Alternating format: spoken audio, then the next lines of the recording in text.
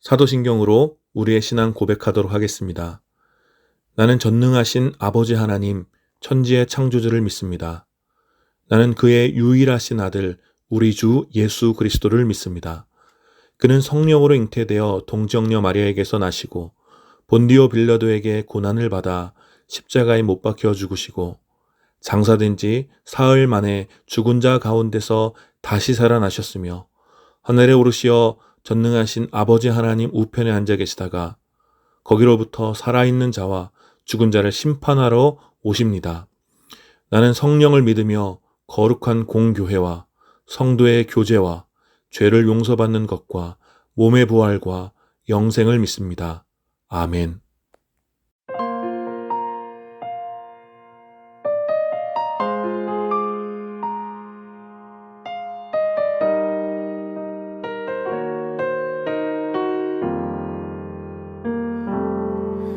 우리에겐 소원이 하나 있네. 주님 다시 오실 그날까지 우리 가슴에 새긴 주의 십자가 살아 나의 교회를 사랑케 하네. 주의 교회를 향한 우리 마음, 희생과 포기와 가난과 고난, 하물며 죽음조차 우릴 막을 수 없네. 우리 교회는 이 땅의 희망. 교회 되게 예배 되게 우리 사용하소서. 진정한 부흥의 날 오늘 임하도록 우리 사용하소서.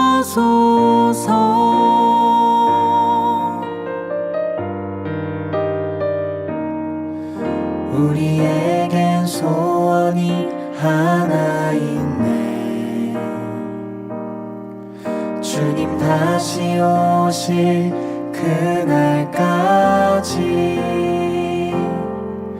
우리 가슴에 새긴 주의 십자가 살아 나의 교회를 사랑케 하네. 주의 교회를 향한 우리 마음,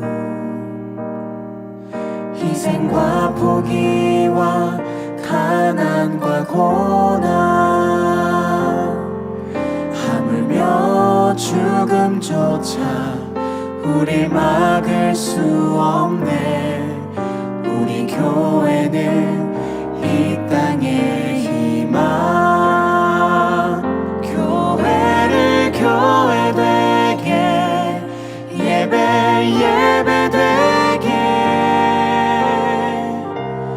우릴 사용하소서. 진정한 부흥의 날 오늘 임하도록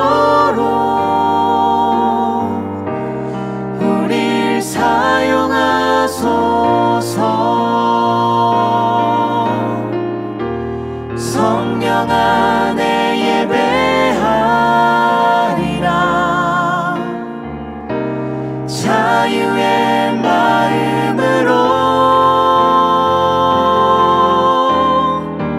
사랑으로 사역하리라. 교회는 생명이니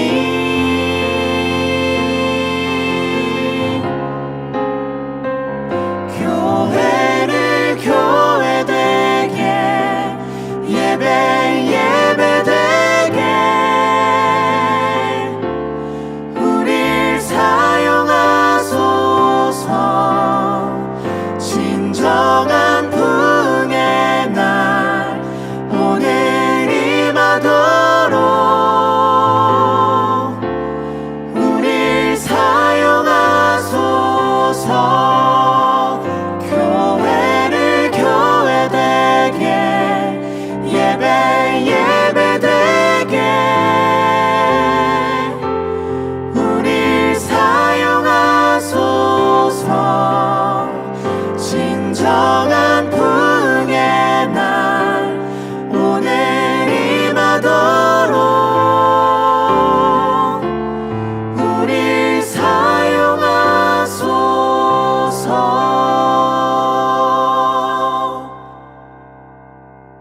오늘 함께 드린 예배를 위해서 잠시 기도하겠습니다. 거룩하신 하나님, 은혜를 감사합니다. 오늘도 주님께서 기뻐하시는 날, 또 우리가 시간을 정해 주님 앞에 나와 예배드립니다. 주님, 이 시간 우리가 드린 예배를 주님 온전히 받아주시고, 예배 가운데 드려지는 모든 신앙의 고백과 또 찬양의 고백과 저건 예물로 드려지는 모든 우리의 삶의 고백을 주님 기쁘게 받아주시옵소서. 이 예배에 참여하는 주님의 백성들 주님 긍휼히 여겨주시어서 우리의 모든 수고와 고단함을 주님 씻어주시고 세상에 둘 수 없는 참된 평안과 위로로 우리와 함께하여 주시옵소서. 감사드리며 우리 주 예수 그리스도의 이름으로 기도드립니다. 아멘. 오늘 함께 나눌 하나님 말씀은 에베소서 6장 10절부터 12절까지 말씀입니다. 에베소서 6장 10절부터 12절까지 말씀 제가 봉독하겠습니다. 끝으로 말합니다. 여러분은 주님 안에서 그분의 힘찬 능력으로 굳세게 되십시오. 악마의 관계에 맞설 수 있도록 하나님이 주시는 온몸을 덮는 갑옷을 입으십시오. 우리의 싸움은 인간을 적대자로 상대하는 것이 아니라 통치자들과 권세자들과 이 어두운 세계의 지배자들과 하늘에 있는 악한 영들을 상대로 하는 것입니다. 아멘. 오늘 이 말씀을 중심으로 오늘 우리에게 전해진 편지 에베소서 11번째 시간 우리의 싸움이라는 제목으로 여러분들과 함께 은혜에 나누기 원합니다. 여러분들 무더운 날씨 속에서도 평안하셨죠? 날씨가 많이 무덥지만 그래도 여러분 특별히 건강관리 잘 하시고 주님 안에서 또 마음의 평안을 누리는 여러분들 되시기를 축복합니다. 중국의 유명한 그 병법서 중에 36개라는 병법서가 있습니다. 이것은 이제 전쟁에서 승리하기 위한 36가지의 계략을 가르쳐주는 그런 병법서입니다. 굉장히 유명한 병법서예요. 그래서 이 병법서는 책의 제목처럼 이 36개의 36개의 예시를 담은 한자성어로 구성되어 있는데 우리에게도 굉장히 익숙한 책략이 하나 있죠. 그것은 바로 36개 줄행랑이라는 굉장히 유명한 책략이죠. 이렇게 36개 줄행랑의 기원이 된 성어는 주의상계라는 성어로 승리할 방법이 없는 싸움에서는 도망가는 것이 최선의 계책이라는 뜻입니다.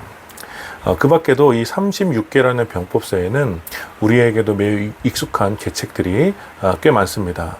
예를 들어 이제 미녀를 이용하여 적을 교란시키는 미인계라든가 또 이제 성을 비워서 적을 방심하게 한 뒤에 이제 적들이 성으로 들어오면 적을 포위하여 섬멸하는 그런 공성계라는 말도 여기서 나왔고 또 다른 사람의 칼을 빌려서 사람을 죽이는 이런 차도살인계 또 자신의 몸을 희생하여 적을 속이고 결과를 얻어내는 고육지계 혹은 이 고육지책 등 지금도 굉장히 자주 사용하는 그런 성어들이 이 36개라는 병법서 안에 꽤 많습니다.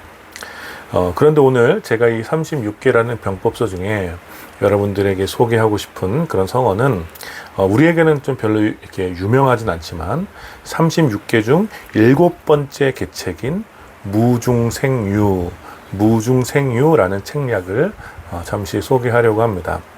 이 무중생유라는 한자 성어는 글자 그대로의 뜻을 해석하면 이제 무에서 유를 창조한다라는 뜻입니다. 무중생유. 그래서 무에서 유를 창조한다라는 그런 뜻인데, 이 글자 그대로의 뜻만 보면 사실 이게 사람이 할 수 없는 신의 영역의 일처럼 느껴지지만, 병법에서 이 계책은 전세를 역전시키는 중요한 전략으로 종종 사용되었습니다. 이 계책은 주로 이제 우리 군의 어떤 숫자나 무기가 상대적으로 열세일 때 적군을 속여서 승리를 얻어내는 일종의 기만 전술이라고 할 수 있습니다. 삼국지를 혹시 보신 분들이라면 익숙한 얘기일 텐데요.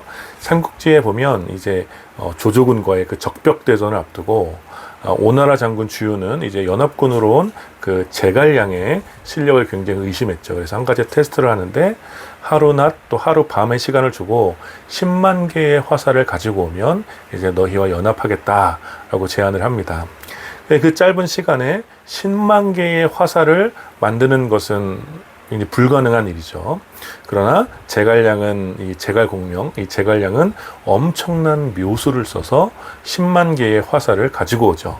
그 묘수가 무엇이었습니까?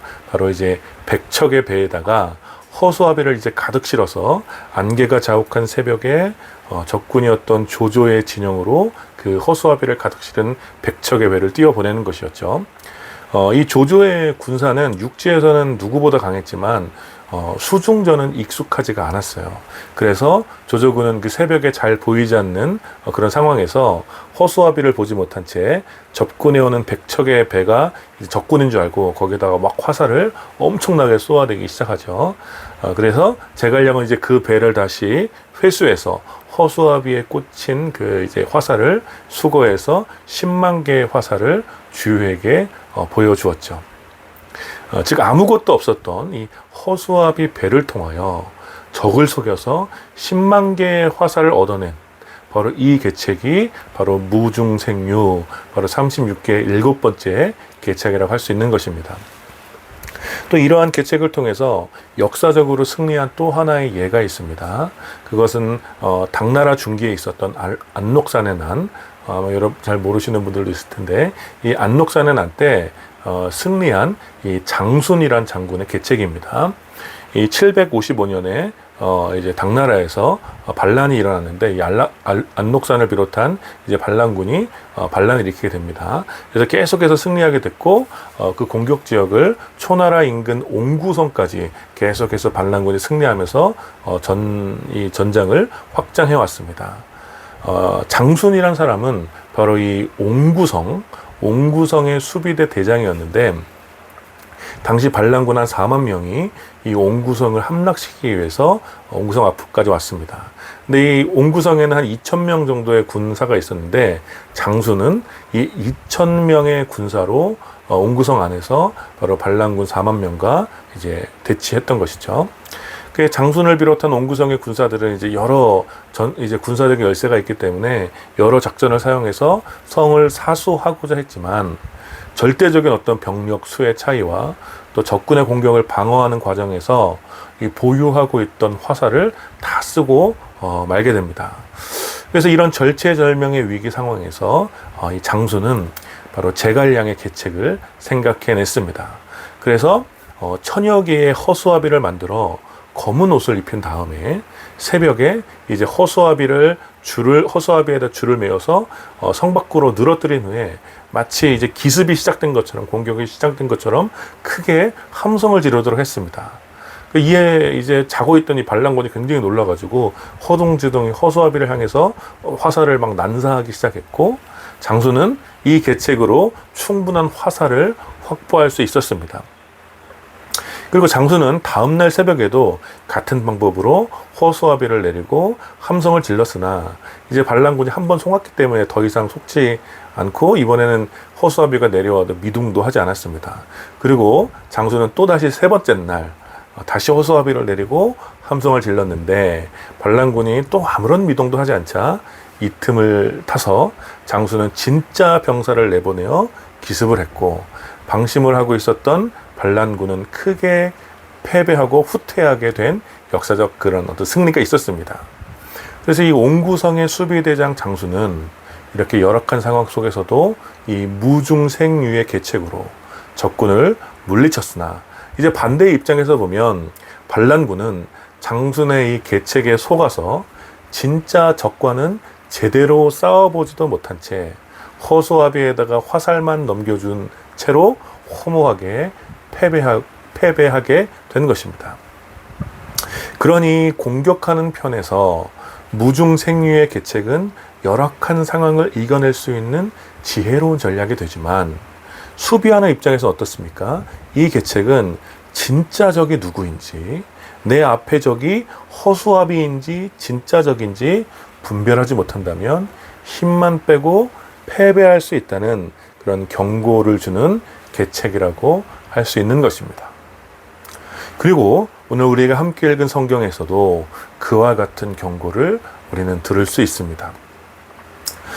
바울은 이제 에베소에게 보낸 편지를 마무리하고 있습니다. 이 에베소서라는 편지에서 바울은 하나님의 자녀들을 구원하여 교회로 부르신 하나님의 그 위대한 계획과, 또 교회로 부르심을 받은 하나님의 자녀들은 세속의 사람들과는 다르게 빛의 자녀로 살아야 함을 가르쳐 주었습니다. 이러한 빛의 자녀들의 삶은 세상을 다시 충만하게 하시려는 예수 그리스도의 위대한 목적을 성취하는 통로가 되는 것이죠. 그러므로 주님의 자녀들은 탐욕과 쾌락에 몸을 맡기쳐 살아가는 세속의 사람들과는, 이 어두움의 사람들과는 다르게 살아가야 하는 것입니다. 주님의 자녀들은 자신의 욕망을 채우기 위하여 세상에 던져진 존재가 아니라 세상을 충만하게 하시려는 주님의 영광스러운 계획을 위하여 세상 가운데로 보내진 존재들인 것입니다. 그러니 주님의 자녀들은 보냄받으신 예수님께서 그러하셨듯이 온 세상을 위한 평화의 복음을 위하여 헌신해야 하고, 가장 낮은 곳에서 종이 되어 세상과 주님을 섬겨야 하는 것입니다. 우리는 모든 관계의 회복을 위하여 화목제물이 되신 예수 그리스도를 믿기 때문에, 우리가 믿는 예수 그리스도는 모든 관계의 회복을 위하여 화목제물이 되신 분이시기 때문에 주님께서 허락하신 모든 관계 속에서 주님을 두려워하는 마음으로 주님을 대하듯이 그 관계 가운데서 이웃을 대해야 하는 것입니다. 그것이 바로 주님의 자녀들인 우리가 인간 관계를 맺는 방식이고 목적이며, 우리에게 그 관계를 허락하신 주님에 대한 순종인 것입니다. 그럼 어떻습니까? 우리 모두가 느끼는 바와 같이 이러한 삶은 너무나 힘들고 고단합니다. 그리고 매우 어렵고 때때로 깊은 고통과 상처를 가져다 주기도 합니다. 그래서 바울은 이 편지를 마무리하면서 마지막으로 당부하는 거예요. 10절입니다. 끝으로 말합니다. 여러분은 주님 안에서 그분의 힘찬 능력 안에서 굳세게 되십시오. 끝으로 말합니다. 여러분은 주님 안에서 그분의 힘찬 능력으로 굳세게 되십시오. 바울이 뭐라고 말하고 있습니까? 주님 안에서. 주님 안에서. 여러분, 이 고백은 바울이 가진 신앙의 핵심적인 믿음이라고 할 수 있습니다. 바울은 지금 감옥 안에서 이 편지를 쓰고 있지만, 바울 그 자신이 있었던 실제의 공간은 바로 주님 안이었다라는 거예요. 우리가 잘 아는 바와 같이 바울은 수많은 핍박과 고난의 자리에 서 있었습니다. 매를 맞기도 하고 돌을 맞아 죽을 뻔하기도 하였으며, 핍박하는 자를 피하여 고독한 길을 홀로 걷기도 했고, 귀신과 우상을 믿는 수만 명의 사람들 앞에서 홀로 그리스도를 변증하기도 했습니다. 여러분 한번 생각해 보십시오. 바울이 있었던 그 자리, 그 고통스럽고 고단한 그 자리, 깊은 상처와 괴로움이 있는 바로 그 자리, 사방이 막히고 대적자들에게 둘러싸인 바로 그 자리에서 바울은 계속해서 있어 왔지만, 바울 그 자신은 언제나 자기 자신은 주님 안에 있었다라고 고백하는 거예요. 그리고 바로 바울 자신이 주님 안에서 받았던, 주님 안에 있을 때 받았던 그 주님의 힘찬 능력을 하나님의 자녀들도 받아야 한다고 오늘 마지막으로 권면하는 것입니다. 즉 세속의 사람들과 다른 삶의 방식으로 살아가야 할 하나님의 자녀들은 분명 고단하고 힘든 자리에서 치열하게 분투해야 하는데, 그 모든 자리에서 승리할 수 있는 힘은 주님께서 주시는 힘찬 능력이라는 것입니다. 그리고 그 주님의 힘찬 능력을 받을 수 있는 자리는 바로 주님 안에 있을 때 그 힘찬 능력을 받을 수 있다는 것입니다. 따라서 하나님의 자녀들은 어떤 상황 속에서도 주님 안에서 힘찬 능력을 힘입어 굳세게 설 수 있는 것입니다. 이것이 바로 바울의 믿음이며 앞서간 모든 믿음의 선배들이 가졌던 신자들의 진정한 힘의 원천인 것입니다. 주님 안에서 받는 힘찬 능력이라는 거예요. 바울은 이어지는 11절에 하나님의 자녀들이 굳세게 되는 것을 조금 더 구체적으로 설명합니다. 11절입니다. 악마의 관계에 맞설 수 있도록 하나님이 주시는 온몸을 덮는 갑옷을 입으십시오. 즉 신자들이 주님 안에서 주님께서 주시는 힘찬 능력으로 굳세게 서야 하는 이유는 바로 악마의 관계에 맞서기 위함이라는 거예요. 날씨가 무척 춥지 않으면 옷을 단단히 입으라는 이야기를 할 필요가 없죠. 근데 날씨가 추우면 추울수록 어떻습니까? 옷을 단단히 입으라고 강조해서 이야기하는 것입니다. 마찬가지로 주님의 자녀들이 주님께서 주시는 힘찬 능력으로 굳세게 서야 한다고 바울이 강조한 이유는 악마의 관계가 매우 위험하기 때문입니다. 세속의 도시 에베소의 정신과 문화는 신자들에게 매우 큰 위협이 되고, 그것은 오늘날에도 마찬가지인 것이죠. 악마의 관계는 매우 날카롭고 치명적이며 위험합니다. 그러니 주님의 자녀들은 주님 안에서 자기 몸을 지켜 더욱 굳세게 서야 하는 것입니다. 그래서 11절에 이어지는 말씀은 하나님이 주시는 온몸을 덮는 갑옷을 입으라고 권면하는 거예요. 매우 추운 날 추위가 틈타지 못하도록 머리끝부터 발끝까지 따뜻하게 몸을 보호하는 그런 옷을 입는 것처럼 아주 매서운 악마의 관계가 하나님 자녀들의 삶에 조금이라도 틈타지 못하도록 온몸을 덮는 갑옷을 입어야 한다고 바울은 가르쳐 주는 것입니다. 그렇게 하나님의 자녀들은 주님 안에서 주님께서 주시는 힘찬 능력을 힘입어 온몸을 덮는 갑옷을 입고 굳세게 서야 하는 것입니다. 문제는 그렇게 굳세게 서서 무엇을 하느냐 하는 거예요.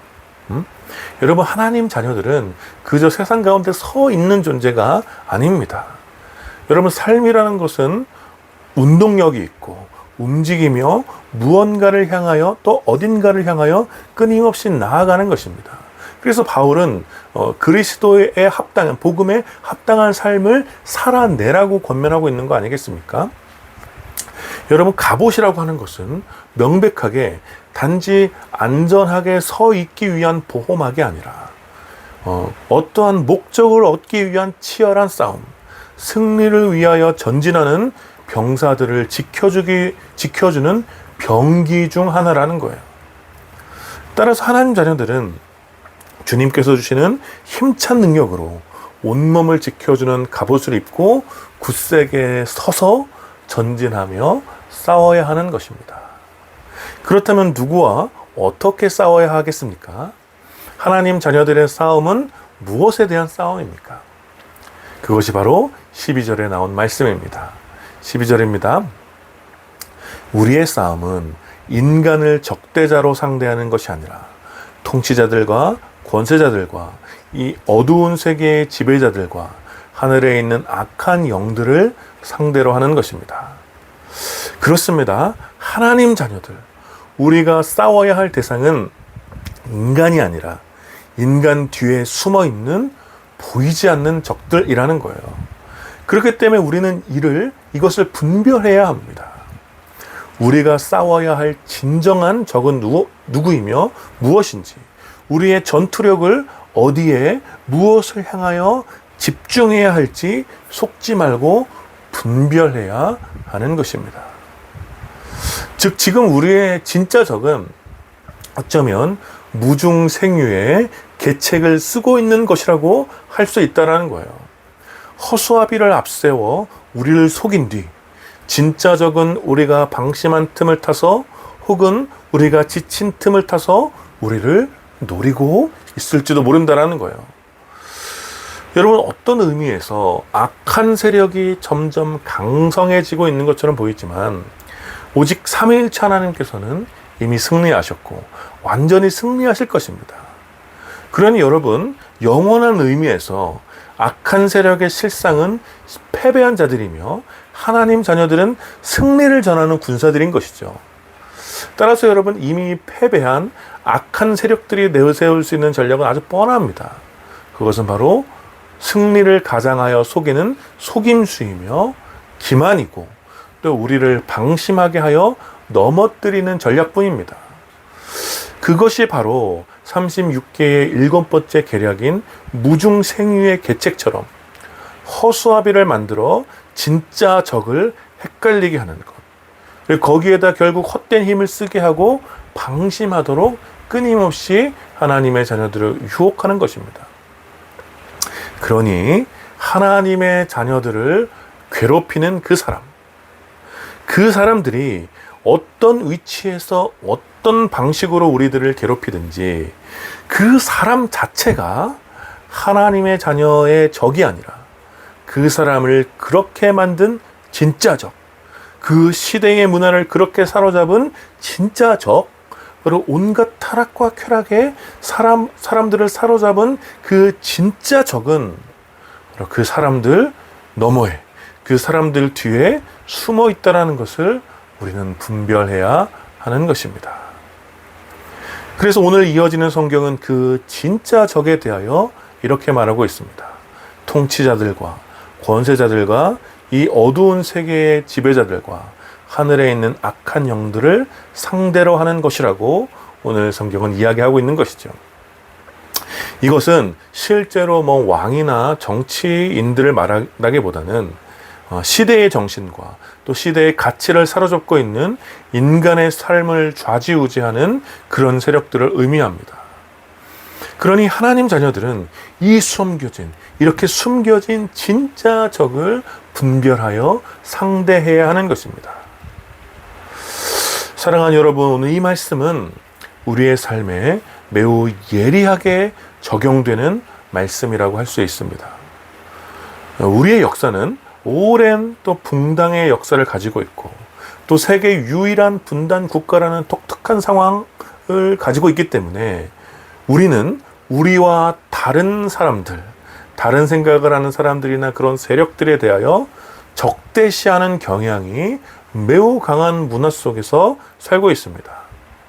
여러분, 이 양극화라는 것은 세계적인 문제이지만 우리나라에서 양극화는 더 극단적이고 또 모든 영역에 걸쳐서 심각한 문제로 확산되고 있는 것이죠. 나와 생각이 다르고 또 나를 괴롭히고 나에게 피해를 주고 나를 인정하지 않고 나와 생활 수준이나 방식이 다르면 우리는 쉽게 적대감을 갖습니다. 직장이나 학교에서 또 혹은 가정이나 삶의 터전에서 우리는 자주 누군가와 싸우거나 내적 갈등을 겪으며 살아갑니다. 때로는 물리적인 폭력으로, 때로는 언어적인 폭력으로, 아니면 정신적인 폭력으로, 그것도 아니면 누군가를 무시하거나 또 뒷담화를 하거나 또 유치한 차별이나 왜곡으로 누군가에게 피해를 주기도 하고 또 피해를 받기도 하는 그런 다툼과 분열과 싸움을 끊임없이 하며 우리는 살아가고 있다는 거예요. 우리가 살아가는 이 복잡한 시대는 사실 살아내는 것 자체만으로도 굉장히 많은 스트레스가 있는데 우리를 지속적으로 괴롭히거나 또 우리와 갈등 관계에 있는 사람으로 인해서 우리 삶이 더 피폐해지고 고통을 느끼는 것은 여러분 우리들의 삶 속에 매우 평범한 이야기가 되어 있지는 않습니까? 그러니 우리는 끊임없이 사람들과 싸웁니다. 눈에 보이건 보이지 않건 겉으로 드러내건 드러내지 않건 계속해서 우리는 누군가와 또 정신적으로 물리적으로 갈등을 겪고 적대감을 품으며 전쟁과 같은 아주 크고 작은 싸움을 하며 살아간다는 거예요. 어떤 경우 그것이 특정한 한 사람이 될 수도 있고 또 어떤 경우 다수나 집단이 될 수도 있고 또 어떤 경우에는 특수한 위치에 있는 사람이 될 수도 있죠. 그러다 보니 어떻게 됩니까?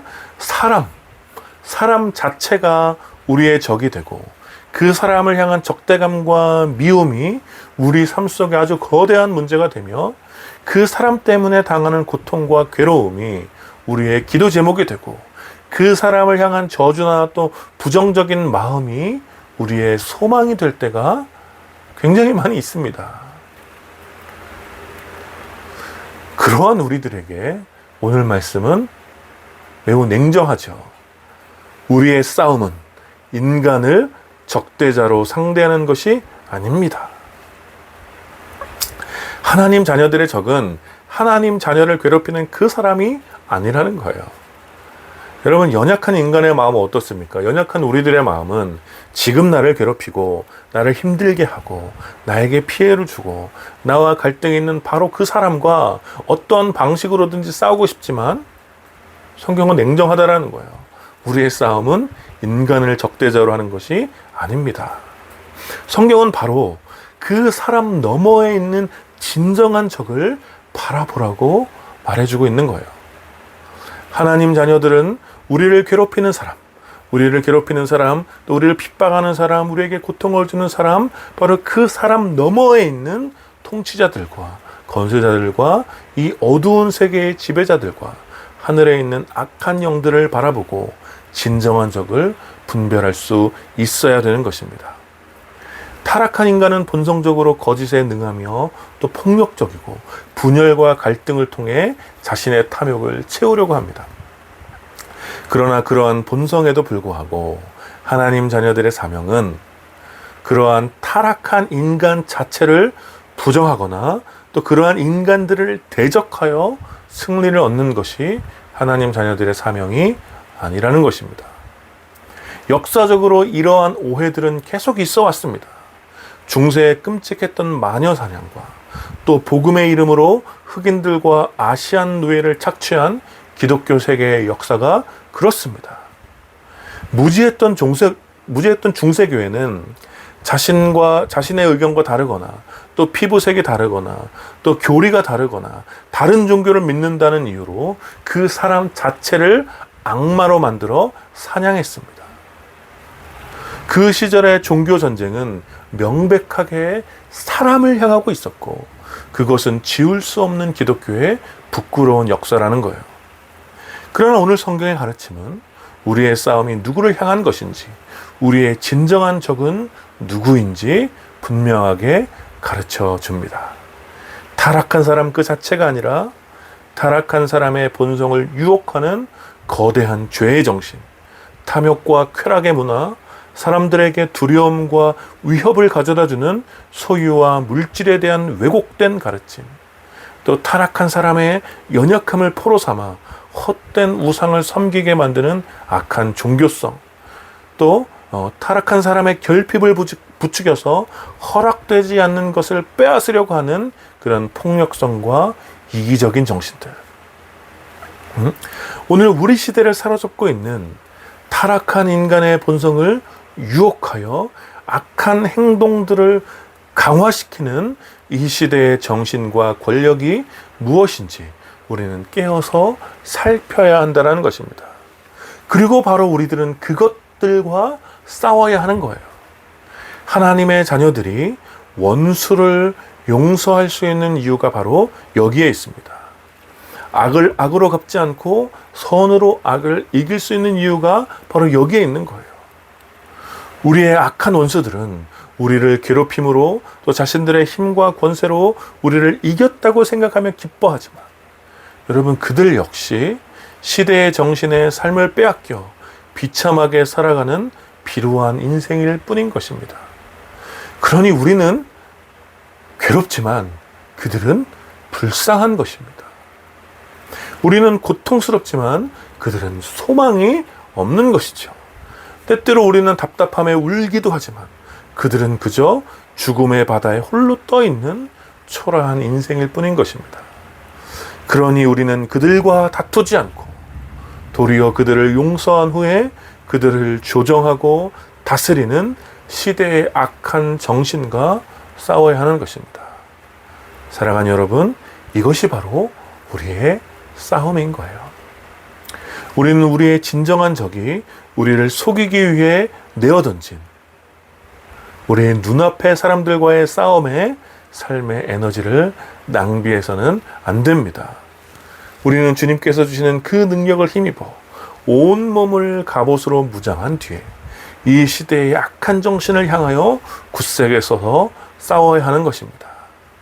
우리 눈앞의 사람들이 우리를 힘들게 하고 우리의 삶을 혼란스럽게 한다고 하더라도 우리의 진정한 싸움은 그들과의 싸움이 아니라 그들 너머에 있는 시대의 악한 정신에 대하여 굳세게 저항하여 싸워야 하는 것입니다. 그것이 바로 그러한 싸움이 여전히 죄의 사슬에 묶여 자신들이 무엇을 하고 있는지도 모르는 불쌍한 이웃들을 자유케 하는 저와 여러분들 우리의 사명인 것입니다. 사랑하는 여러분, 이번 한 주간 이 말씀을 지키기 정말 어렵겠지만 오늘 이 말씀을 붙잡고 한 주간 좀 치열하게 싸워봤으면 좋겠습니다. 우리들에게 무정하고 또 잔인하며 열받게 하고 고통스럽게 하는 그런 사람들을 만나더라도 그 사람이 왜 그렇게 되었는지, 그 사람을 그토록 뒤틀리게 하고 왜곡시키며 불안하게 하고 초조하게 하는 그 정신의 실체가 무엇인지를 잠시 생각해 보십시오. 그리고 그 까닭으로 인하여 오히려 그를 불쌍히 여기고 그를 위해서 잠시라도 기도하고 품어주는 여러분들이 되어주시기를 축복합니다. 이것이 평생에 걸쳐 우리가 싸워내야 할 싸움이며 이 싸움에서 우리가 승리하는 방식인 것입니다.